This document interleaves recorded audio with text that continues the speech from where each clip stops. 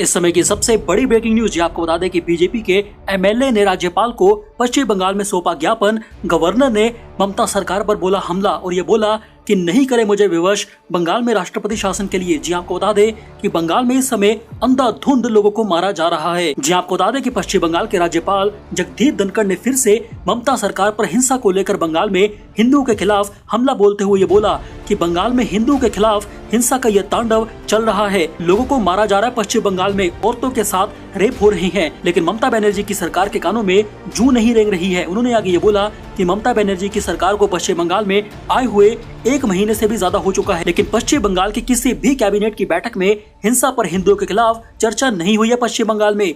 बड़ी बात तो यह कि बीजेपी के विधायक दल के नेता शुभेंदु अधिकारी के नेतृत्व में एक प्रतिनिधिमंडल ने राज्यपाल को ज्ञापन सौंप दिया है। चुनाव के बाद बीजेपी लगातार सत्तारूढ़ पार्टी ममता बनर्जी पर, बीजेपी कार्यकर्ताओं पर, उन पर हमले करवा के मारने, डराने, धमकाने के लिए आरोप लगाती रही है और औरतों के रेप लगातार हो रहे हैं, ऐसा बोलना है पश्चिम बंगाल में। ममता बनर्जी के चुनाव जीतने के बाद बीजेपी का ये भी आरोप है कि चुनाव जीतने के बाद बीजेपी के 40 से ज्यादा कार्यकर्ताओं की हत्या हो चुकी है सरेआम पश्चिम बंगाल में, और ममता बनर्जी इस पर चुप हैं और पुलिस को एक्शन ना लेने के लिए बोला गया है। और बंगाल में हर रोज हिंदू महिलाओं के साथ घर में घुसकर बदला लेने की नीयत से दुष्कर्म करके उनको शाम को घर पर छोड़ दिया जाता है। यानी कि यदि नरसिंहानंद सरस्वती जो बोल रहे थे भारत में जिहादियों को लेकर, वो शायद वो सही बोल रहे थे, क्योंकि पश्चिम बंगाल में इस समय घुसपैठिए भी काफी ज्यादा हो चुके हैं। राज्यपाल ने आगे ये बोला कि बंगाल में हिंसा का तांडव चल रहा है, नंगा नाच हो रहा है, लेकिन मुख्यमंत्री ममता बनर्जी के मंत्री किसी भी पीड़ित के आंसू पोंछने के लिए हिंदुओं के लिए नहीं आए हैं। उन्होंने तो यहाँ तक बोल दिया कि इतना ना डरो कि डर के कारण डर की चर्चा नहीं कर पाओ। उन्होंने आगे ये बोला कि एससी और एसटी पर हमले बोले गए हैं ममता बनर्जी की पश्चिम बंगाल की सरकार में। ममता सरकार संविधान के दायरे में काम करे तो अच्छा होगा उसके लिए, सिस्टम के बाहर जाकर इल्लीगल काम करेगी ममता बनर्जी तो मुझे बंगाल में राष्ट्रपति शासन लगाने के लिए मजबूर होना पड़ जाएगा। बता दे कि इससे पहले बीजेपी के शुभेंदु अधिकारी ने बंगाल में कानून व्यवस्था की स्थिति पर राज्यपाल के साथ एक वीडियो कॉन्फ्रेंस भी की थी, और पिछले सोमवार को वे दिल्ली में प्रधानमंत्री मोदी जी और केंद्रीय गृह मंत्री अमित शाह और जेपी नड्डा से मुलाकात भी कर चुके हैं। वहां पर शुभेंदु अधिकारी ने बंगाल में कानून व्यवस्था को लेकर चिंता जाहिर करते हुए बोला था कि बंगाल में धारा 356 से भी बुरे हालात है इस समय बंगाल में। लोग डरे हुए हैं, हिंदू सहमे हुए हैं, उनकी बेटियां बंगाल में हिंदू की असुरक्षित हैं और उनके साथ बलात्कार किए जा रहे हैं। पश्चिम बंगाल के राज्यपाल जगदीप धनखड़ ने आगे ये बोला कि मैं हाथ जोड़कर सभी से अपील करना चाहता हूं कि हमें खून से लथपथ बंगाल नहीं चाहिए। इस धरती पर बंगाल में हिंसा के लिए कोई जगह नहीं है। मैं ये जानता हूं कि यहाँ किसी का भी मन भय से मुक्त नहीं है। सब हिंदू बंगाल में डरे हुए हैं। बंगाल में कश्मीर की तरह खत्म करके मुस्लिम स्टेट बना दी गई है।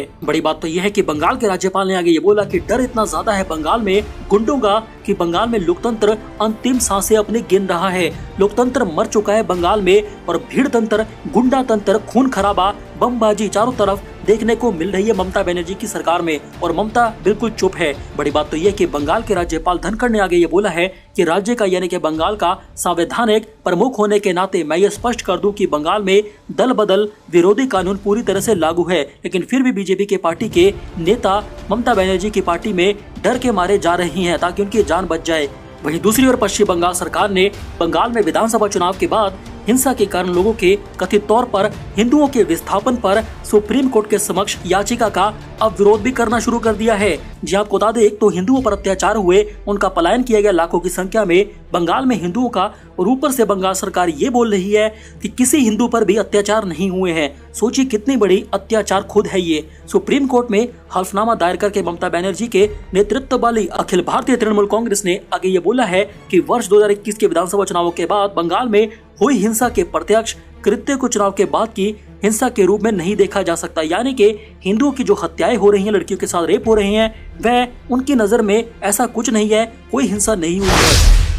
चलिए बात करते हैं अगली बड़ी खबर की। जी आपको बता दें कि भारत में कोरोना वायरस के नए मामलों में कमी आ रही है, और राज्यों में मिल रही छूट के बाद राजधानी दिल्ली और एनसीआर के हजारों लोग गर्मी से राहत पाने के लिए अब हिमाचल प्रदेश और उत्तराखंड की तरफ रुख कर रहे हैं अपना सामान बांधकर हॉलिडे एंजॉय करने के लिए। हालांकि दूसरे राज्यों से हिमाचल प्रदेश और उत्तराखंड जा रहे सैलानियों को यानी कि टूरिस्ट को राज्य द्वारा जारी किए गए दिशा निर्देशों का पालन करना अनिवार्य होगा। यदि आप भी गर्मी से राहत पाने के लिए और काम धंधे को किनारे साइड में रखकर खुद सुकून की खोज में हिमाचल प्रदेश और उत्तराखंड जाने की प्लानिंग कर रहे हैं, तो आपके लिए इन दोनों राज्यों में कोरोना संबंधित नियम जानना बेहद जरूरी है। जी आपको बता दें कि हिमाचल प्रदेश जाने से पहले अब आपको कोरोना वायरस का नेगेटिव RT-PCR रिपोर्ट दिखाने की कोई भी जरूरत नहीं है। हिमाचल सरकार के अनुसार उन्होंने ये बोला है कि टूरिस्ट बिना टेस्ट रिपोर्ट के ही हिमाचल में घूम सकते हैं, क्योंकि हिमाचल सरकार ने धारा 144 भी हटा दी है। राज्य में यानी कि हिमाचल में अब दुकानें 9 बजे से लेकर सुबह शाम 5 बजे तक खुल सकती हैं। हालांकि शनिवार और रविवार को हफ्ते में दुकानें बंद रहेंगी। शाम 5 बजे से लेकर सुबह 5 बजे तक कोरोना कर्फ्यू जारी रहेगा हिमाचल प्रदेश में। इसके अलावा हिमाचल में होटलों में मौजूद स्विमिंग पूल, ऑडिटोरियम और असेंबली हॉल बंद रखे जाएंगे। बड़ी बात तो ये भी है कि अगर हिमाचल सरकार ने कोरोना रिपोर्ट को अनिवार्य नहीं रखा है तो इससे हिमाचल प्रदेश में दूसरे राज्य से आने वाले टूरिस्ट द्वारा फिर से हिमाचल में कोरोना वायरस फैलने की काफी ज्यादा संभावना है, जिसको दरकिनार नहीं किया जा सकता। और हिमाचल के लोग भी इससे डरे हुए हैं, जो कि हिमाचल के मूल निवासियों के लिए बड़ी चिंता है कि सैलानियों का RT-PCR टेस्ट नेगेटिव रिपोर्ट क्यों नहीं ली जा रही। वहीं दूसरी ओर कोरोना वायरस की लहर में सबसे ज्यादा प्रभावित होने वाले राज्यों में उत्तराखंड का नाम भी शुमार है। लिहाजा नए मामलों में कमी आने के बावजूद उत्तराखंड की सरकार ने उत्तराखंड में 15 जून तक लॉकडाउन को बढ़ा दिया है। इसके अलावा दूसरे राज्यों से उत्तराखंड आने वाले सैलानियों को यानी कि टूरिस्ट को कोरोना वायरस का RT-PCR टेस्ट रिपोर्ट नेगेटिव दिखाना अनिवार्य होगा। सोचिए, हिमाचल ने ये बोला है कि वहां पर टूरिस्ट को RT-PCR टेस्ट रिपोर्ट दिखाना अनिवार्य नहीं है, जबकि उत्तराखंड ने ये बोला है कि RT-PCR टेस्ट रिपोर्ट दिखाना सैलानियों के लिए, टूरिस्ट के लिए अनिवार्य है। यहाँ पर ध्यान देने वाली बात तो ये भी है कि टेस्ट की रिपोर्ट 3 दिन यानी ये 72 घंटे से पुरानी नहीं होनी चाहिए उत्तराखंड में। इसके अलावा उत्तराखंड आने वाले गैर राज्य के लोगों को स्मार्ट सिटी के पोर्टल पर रजिस्टर भी करवाना अनिवार्य होगा। आपको ये बताना जरूरी है कि फिलहाल उत्तराखंड में होटल, रेस्टोरेंट और रिजॉर्ट खोलने के लिए आदेश नहीं दिए गए हैं। लिहाजा यहाँ पर टूरिस्ट यानी कि सैलानियों को ठहरने की व्यवस्था नहीं मिल पाएगी। चलिए बात करते हैं अगली बड़ी खबर की। जी आपको बता दें कि उत्तर प्रदेश में अगले साल विधानसभा चुनाव होने वाले हैं और योगी आदित्यनाथ जी की जीत को लेकर भी आशंकाएं बढ़ती जा रही हैं, क्योंकि उससे पहले रोहिंग्या मुसलमानों को उत्तर प्रदेश में बसाने को लेकर एक खुफिया बड़ी साजिश का पर्दाफाश हो चुका है, जिसे जानने के बाद योगी आदित्यनाथ जी भी परेशान हो गए हैं। जी आपको बता दें कि मीडिया रिपोर्ट की माने तो सोची समझी साजिश के तहत इन रोहिंग्या मुसलमानों को, घुसपैठियों को उत्तर प्रदेश में इलेक्शन से पहले बसा दिया गया है और उनके फर्जी यानी कि डुप्लीकेट आधार कार्ड, वोटर कार्ड सहित अन्य दस्तावेज तैयार भी करवा दिए गए हैं ताकि वह वोट डाल सके और योगी आदित्यनाथ जी को हरा सके इलेक्शन में। इन्हें आर्थिक मदद भी मुहैया करवाई जा रही है।